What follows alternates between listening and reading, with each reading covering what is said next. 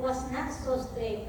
Probably I had a boyfriend smoothly during my high school time, but I mean, eventually I did it. The thing is, if my parents trusted me, that I'll be fine, it will be okay. Probably I didn't hide it from my parents. It went smoothly. So the teenager, my voice was saying, just be honest to me. Let's be open to one another. So it's gonna be smooth. Yeah, eventually it comes out, and eventually I was transparent with my parents. And it was really hard, but it was really good after that. Yes, Faye. Yeah. Thank you. I think for this relationship to opposite sex, I should say, the parents has the burden for them to reach out to the children. I think the more that you don't talk about it, we don't talk about it, and the more that we don't reach out to our kids, the more our children will be curious and know the longer route or the rough road Leah was mentioning about. Now, I would say, in my case, I was in the dormitory, in our Adventist university, in the dormitory. It's a sense of popularity. If you have more flowers on Friday evenings, if you have more love notes on Saturday mornings, and if you have guys that will come to the dormitory, wait for you for 30 minutes to an hour to go to church together, then you're popular.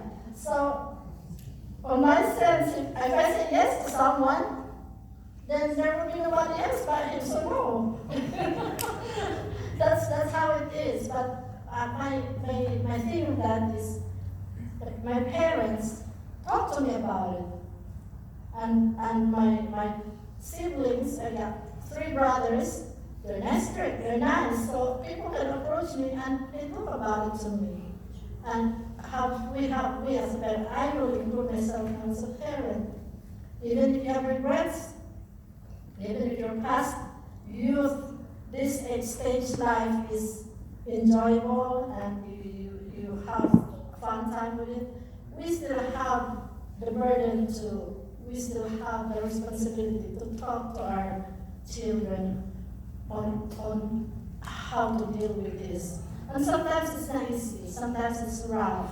Ours is easy, theirs is rough. We have to dive into their situation and reach out to them. Because when they feel they belong, they feel that they have someone to cry on, they would not really dive into any relationship that hurts them.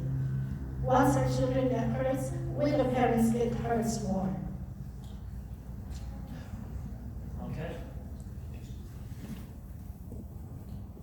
We'll move on to the next question. We've gone about a half an hour, and we've covered 4 questions, I think. So, well, let's keep going. From the parents to you young people, how do you deal with bullying?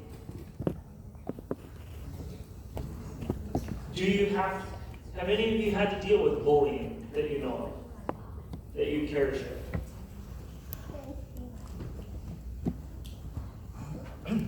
I personally haven't really been bullied that much just because I've, mostly just been around Adventist people and it hasn't been really that bad. But if I saw someone that was getting bullied, obviously, the Christian thing to do is to try and help them. But most of the time the bullies are insecure, so it's kind of like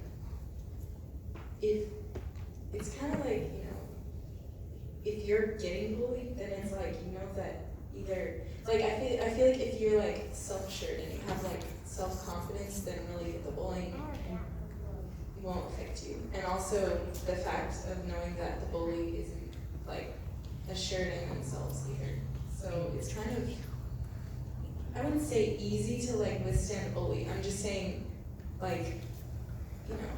it's kind of I feel like if you are like self-confident and stuff. So Yeah. I think bullying usually, like if someone is bullying someone else, it's usually someone with low self-esteem or low self-confidence, like she was saying. And usually people who bully people are unhappy with themselves. And so, you know, misery loves company, so they want to make other people unhappy and bring them down with them. And so, you know, I'd say, you know, if you're getting bullied, you know, try to appear more confident and I guess find more self-worth in yourself and stand up for yourself, because, I mean, it won't work eventually. Like, they won't find the satisfaction that they're trying to find if you continue to stand up for yourself. I don't know, I'm not a young person, that's not were directed to me, but I can remember, I cannot forget this in my whole life. I was a first year high school, and usually in our classroom we had to exchange paper to check the paper. It's not the teacher that checks the paper for quizzes, like 1/4 sheet of paper, like 10, 15 items. So if you have 1, so we have to pass the paper when the teacher says 5. So my paper goes to another person and she checks that. I had a neighbor who was very bully, a girl. And every time that my paper was on another one person, and she would say, "Where's Imelda's paper?" And so she would get that, you know? I'm giving you a specific example. And so every time, almost every single day, we had quizzes in math and whatever subject. She would change my answer, she would change the spelling, and I could not, because she's a big girl, and she's much older than me. And so luckily, I was one of the officers in the first year, in the whole school, first year representative, and every morning we had the singing of the national anthem. And the whole school was empty and everybody was in the line. You know what I did? I was not an Adventist then. So what I did, Clarify. she told me, she confided, "Oh, I had a crush on somebody in that section. His name is Edward." The night before the test, I would write a letter, a love letter, you know, to send it. And I knew her bag, I would put it inside her bag, and she would tell me, "You know what?" And so I would be looking at her with her reaction, oh, she's sad, she's lonely. So she could not study because the next day is a test. So that was kind of my revenge. It was not good, but I also underwent the bullying. So I did that, I sent her a love letter. And so she told me one day, "Mary, so-and-so sent me a letter with this initial, ER. And I had to, you know, my handwriting, I was naughty. And she noticed that. She said that during midterm or tests, I received a letter. I said, I was laughing deep inside. But don't follow that. So that was my revenge. I was bullied, but I did not involve my family. No family, because we are 11 siblings. And I am the 10th. My brothers and sisters are big, and I don't want family fights. So I did not. I just kept it to myself. But that was not good. So guys, handle it with care and pray to Jesus. Do what she says, Amen. not what she did.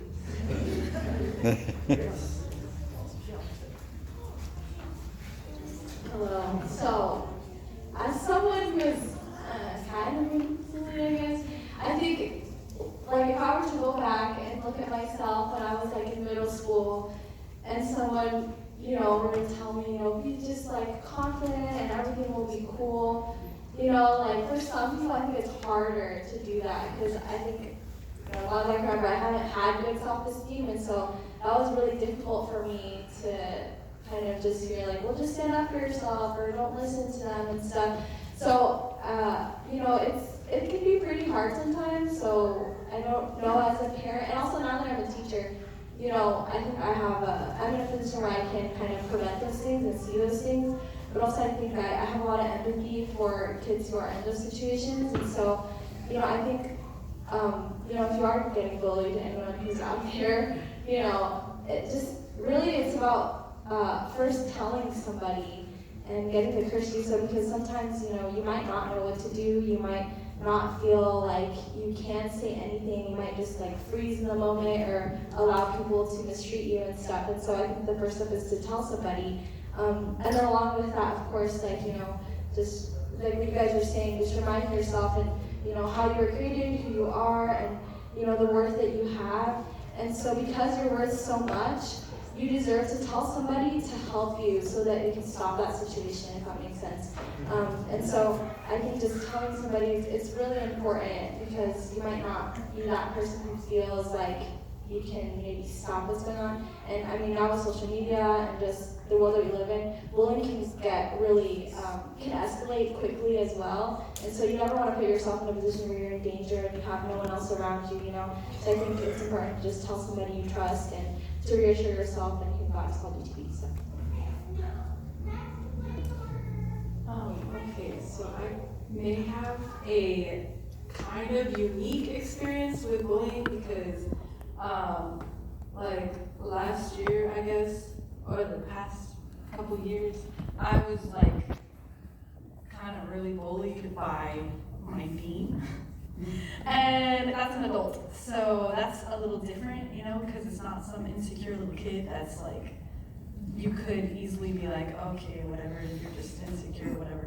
But from an adult, it's kind of different in a way, because like, I did something in school, and so like my reputation changed, I guess, and so she treated me like way different, and like she would verbalize her opinion of me quite often.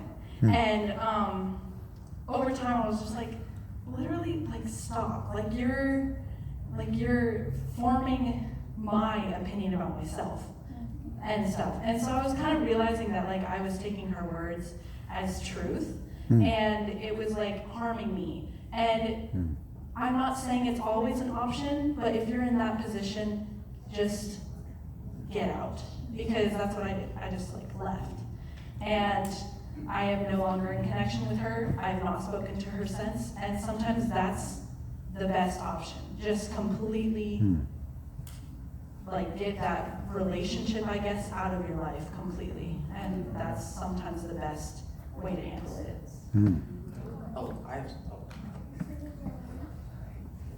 Yeah, you first. Also, along with that, if it's like someone your age, like you're supposed to be friends with them, like you don't always have to be friends with the first people you see. You know, there's better people out there. You know, you just have to look for them sometimes. You know, people that you fit better with. You know, that ultimately helps you. I think my sisters touched on part. The other thing I wanted to say is that a lot of the times the danger of bullying is when you internalize it to yourself and you become your bully.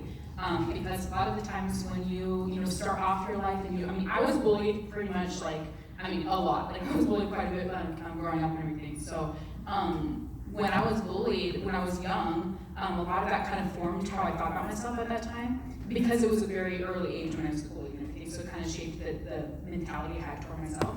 And then basically now I'm a forgiving girl. Like we're even friends now. Like everything's good. But the same words that she has said before, they kind of replay in my mind quite often. And it's because I basically have become my own bully in certain aspects. And so I think that's the danger that we have of bullying. Like we have to be so careful with our words, because we don't know how much of an impact they're going to have on somebody else down the years. Like even after forgiveness is completely done, forgive and forget is such a cliche, and it's not true, because you're going to still remember those things. So I think it's really important for us to, if you are becoming your own bully, replace those lies that you have built up for a long time. Replace it with truth, and a lot of that happened through therapy for me. So it was just really, really helpful in that way. Pastor? If I could say something as an adult, I think it's important for parents to reassure their children or their young people that they are important. Because when you've been in an environment, and I don't know how many in this church have been in this kind of a situation, but when you're continually knocked down as a young person, or as a child by your parent continually when they say you're no good, you'll never amount to anything, blah, blah, blah. You know, well, that definitely affects a person. And so I make it a habit, you know, to, hey, you know, with my stepchildren, you know, to affirm them, you know, and hey, you're good, don't give up, you know, and show positive reinforcement, you know, because yeah, it's bad enough having a young person, you know, being bullied by someone else, by a young person, but it's worse, I think, when a parent does it to you. And so it's very important for each other, you know, especially in a Christian school, like the girls up there said, you know, give them positive, you know, positive reinforcement, and so. Appreciate that. Yeah. Yes. Not to interrupt, but next week we have a special topic also on the bullying and peer Okay. pressure, so that we can eliminate. And, okay, so we'll move on to the next question. So next week, when exactly next week? Friday night? So next Friday night, there's gonna be more conversation about this particular topic, the bullying. So this is really good thoughts that have been shared. Thank each of you for sharing your thoughts. Next question for you adults. Even though some of us young people, I'm going to speak for them because this is the question, even though some of us are not minors anymore, in other words, we're over 18, why are we restricted from going to concerts, theaters, road trips without parental supervision, and sometimes prevented at all? Do you have anything to say about that? Yes, Ethan. Yeah, when you young people are already in a legal age, like 18, then that is something that you can think that you are independent, you can make your own decision makings, and that is right. But even though you are already at legal age, but we still love you. Amen. We still look after for your safety. If you ask us if we can allow you to go somewhere and we are not sure how safe you will be there, then even though you are 18, I would say no. But if you want to go, not listening to us, then that's another thing probably. Yes, it is because we still love you and we are thinking of your concern and safety. All right, so what do you mean by safe? Say, for example, nowadays, shooting is very rampant. That is, if you are in a public place and you are not sure, and also, we are not sure the totality of your company. So there might be a friend there that you know, but also have a friend that you don't know. So in that situation, I'm very cautious. So.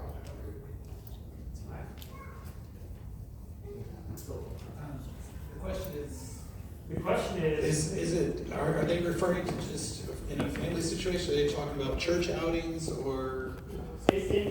the question is simply, even though we're above 18, why are we restricted from going to concerts, theaters, and road trips without parental supervision, and sometimes prevented from going at all?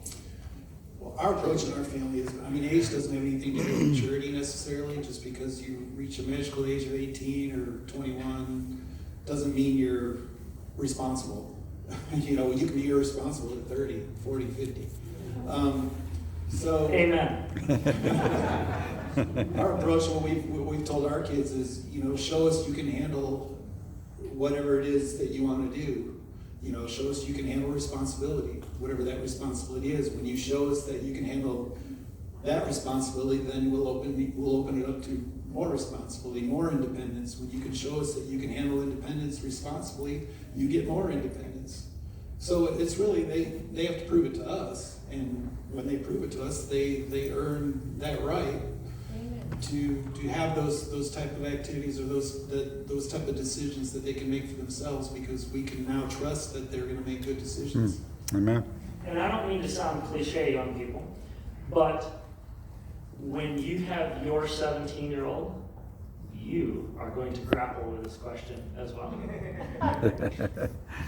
Just say it. Yes, sir. Yeah, I agree with both views, but let me just try to be a little bit controversial here. See, I don't understand why you live in your parents' house and you want total freedom. I know because I've gone through that, but as young people, you need to actually face life with reality, you know. If you're not able to live on your own, that's just what it is. You can't have a cake and eat it. It is not just practical. If you are still living with your parents, it means either they are supporting you so that you can get ready for your life, and that's primarily what parents do. They want you to be independent, have a good life that you can support yourself and begin running and having your own family. We know that you want to enjoy and have fun and all that. We understand that. But to live as if you are not in your parents' house, I think that is a little bit problematic in my view. Like Brian was saying, you have to prove certain things. And you need to know your limits too. If you can prove you can handle things and you also show that you have limits, that's a very good balance. You know, what if you go to a concert and you come back at 5 a.m. the following day and you went to a Christian concert? Why don't you know that that's a problem? You gotta know it is a problem, because those are the levels that help you to earn the respect and the freedom that you want. Parents are very loving and caring. I know they are bad parents. I'm not saying I'm a perfect parent, but I would also want to see that young people, you have certain controls on your own without parents telling you things, because this is where you find you have some friction. Yes, Faye. Is the microphone back? I have a microphone. Okay. I have a child. I have a daughter that's not living with me anymore. Lives with me in the longest period of time, as much as I can hold her. But I did not complain of her leaving a house beyond my limitations. I should say, if I say the curfew is 11 o'clock, before 11 o'clock she's in the house. If I say, you have to tell us where you're going, you already have your own money. She can fly anywhere, but you tell us where you're going and when are you coming back. And not just once, I told her, I feel like it's her sign of respect to me. Even if she's not living with me anymore, she'll say, Mom, I'm going to San Francisco for 3 days. I'll be here. I'll be back in Thailand on this day. And when she comes home, she'll call me, I'm home. I feel like I'm respected. I'm loved as a parent. Now, if we say, no, you cannot go, parents, we have to say our reason, you know?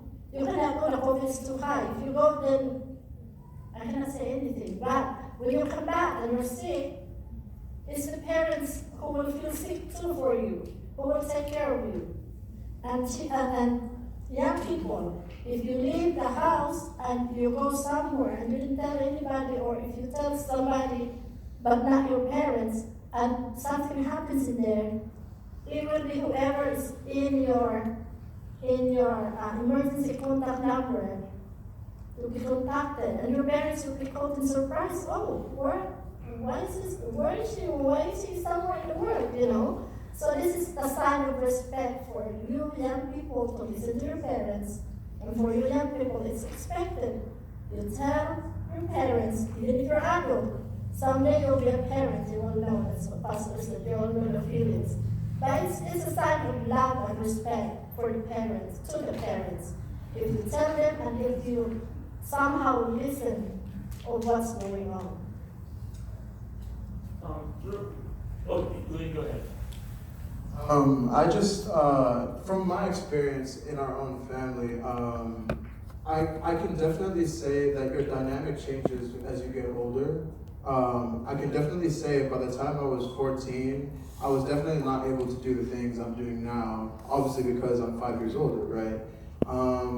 Now, like, I can't say that I've completely stepped into the adulthood, like, role in my family, but I have stepped into, like, that, it's like I'm not mature yet. I understand that I'm not completely responsible for myself yet, and I understand that. But as you get older, I guess certain responsibilities are on you as well. So your dynamic does change as you get older.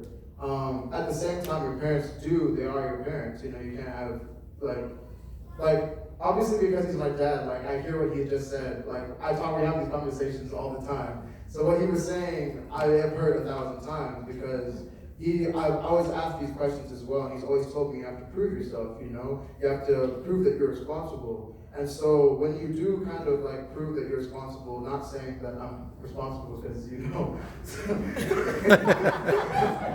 I'm not all the way responsible, but at the same time too, because I've had experiences where I can go on like road trips with friends or something like that, or I can, you know, go to places by myself or things like that, that when it makes sense to me when he says you have to prove that you're responsible, because when you do prove you're responsible, they trust you. And so those two things go hand in hand. At the same time, as you get older, your role changes from being like 5-year-old to being 19. You know, roles do change, if that makes any sense. I'm curious of the young people here, who of you have done anything with archery? Show your hands. Archery, shooting bow and arrow. Okay, good. So when you put the arrow, you knock the arrow, right? You put it on the string. That's called knocking it, and you pull it back.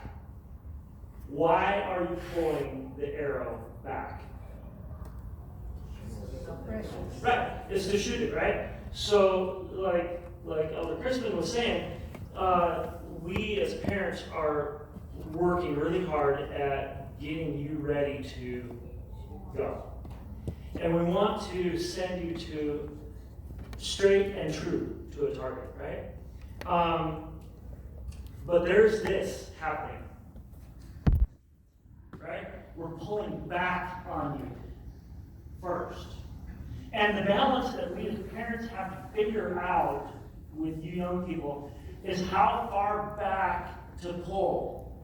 We could keep on pulling until we break the bow, right? We could rip the string right off, right?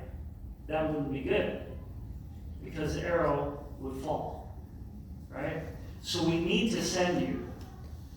We need to release you. But before that happens, there's a gradual building of tension and pulling back on you.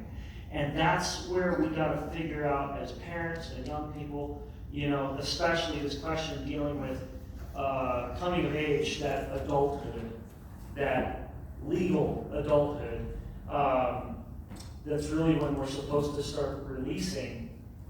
But yet there's still those moments, those months and years around that time, there's still this tension where you're held back, and that's frustrating.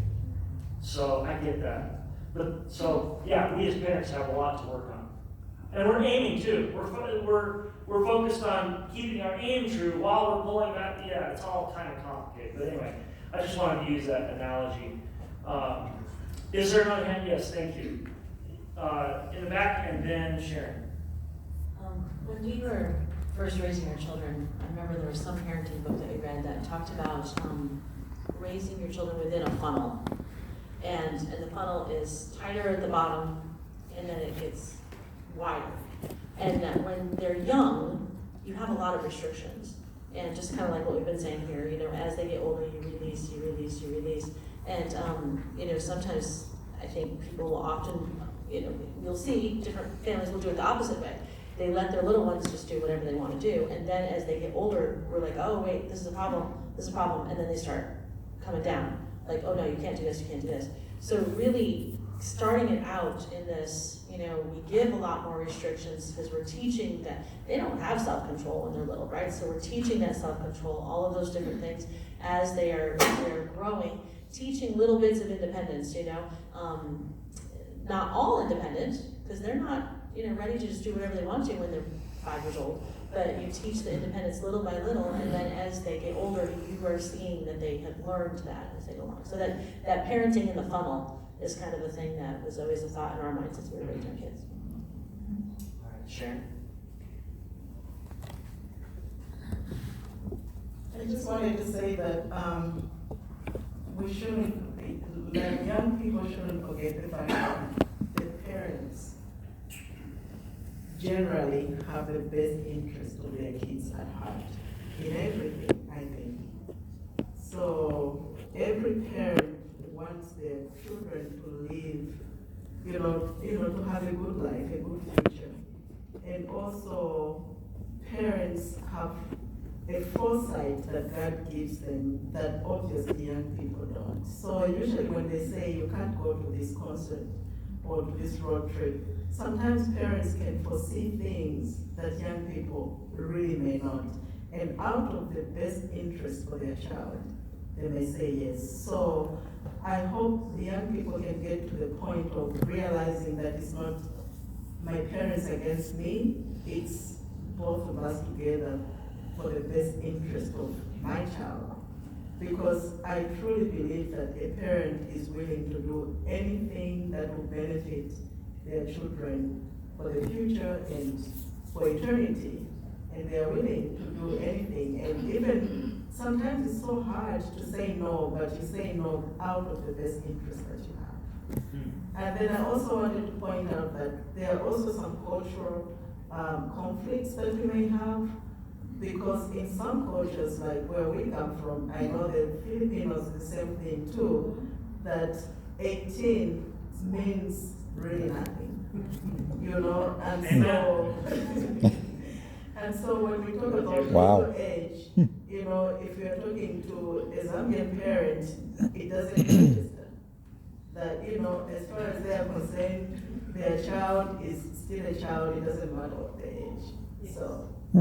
That is real too, and so our children need to understand that I'm not talking about our 2 children. I'm talking about children who have parents who have that cultural conflict.